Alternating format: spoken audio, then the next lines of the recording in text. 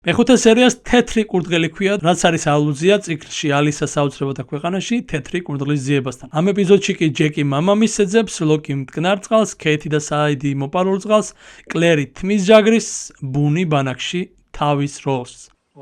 აქ რატომ ხარ? რაღაცას უკან მიყვებოდი. ვიღაცას. თეთრი ბოცვერი. ალისა საოცრებათა ქვეყანაში. რადგან ის, ვისაც უკან მივსდევდი, აქ არ არის.